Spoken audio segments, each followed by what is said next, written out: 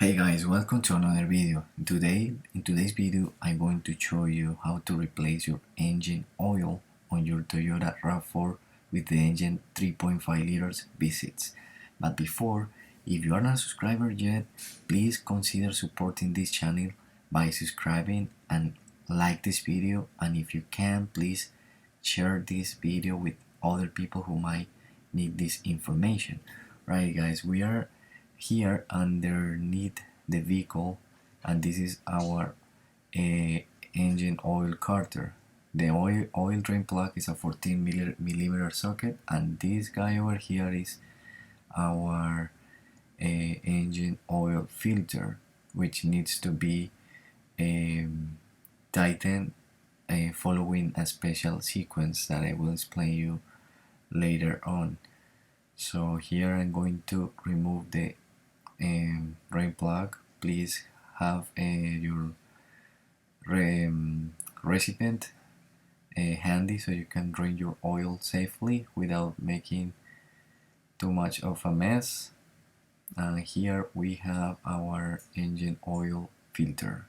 Like I said, we need to remove this round piece with a 3/8 quarter ratchet, and then we're gonna use a special wrench to remove the housing, the complete housing. If you over tight this round piece, you are not going to be able to replace the small o-ring that goes on this part of this oil filter. So the sequence that you need to follow is the small part, the rounded part with the 3/8 quarter needs to be tightened down to 10 foot-pounds of torque, and the big one, it needs to be tied down at 20 foot-pounds. Once our oil drain has drained out, we're gonna retighten to 25 to 30 foot-pounds. Here I'm removing the small part of the filter with my 3/8 extension.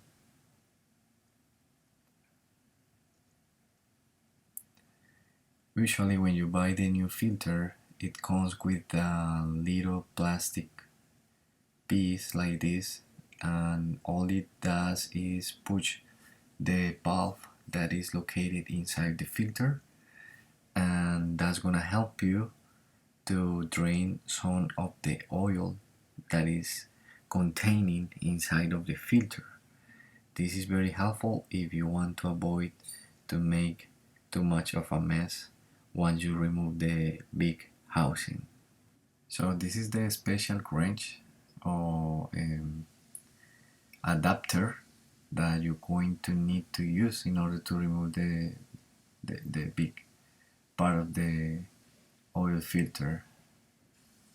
In my case, unfortunately, the person who was working on this car previously over-tied the oil filter, and this adapter bent down, and I wasn't able to use it, so I have to use one of my special adapters that I have with me for different size of oil filters.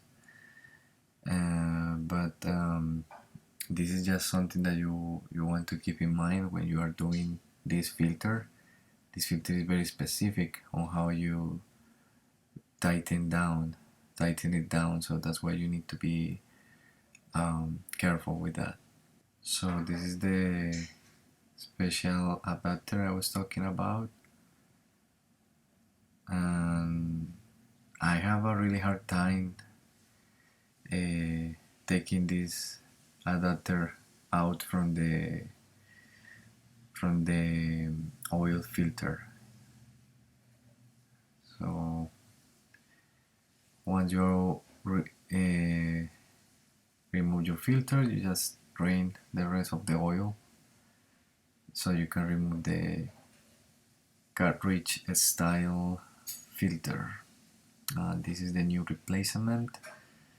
It should come with two O-rings, the big one that comes right around this area and the small one that comes over there. And here you can see if you over tight the small piece on the bottom of the filter, the whole, when you try to get it loose, the whole filter is going to start getting loose, if that makes sense. So that means you're not going to be able to replace the small O-ring. That's why it's important to follow the sequence. I'm using this tool to remove the O-rings, and once the O-rings are installed, you can add a little bit of oil around these seals. That's very important.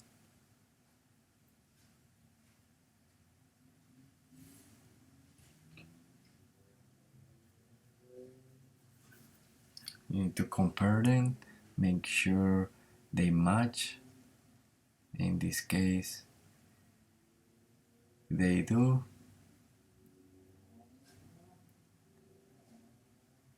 And just like that, guys, it's very simple. Now we are ready to install our new oil filter. It doesn't have any specific orientation, so just make sure it goes on the center of this metal piece in the middle. So here, just make sure everything aligns properly.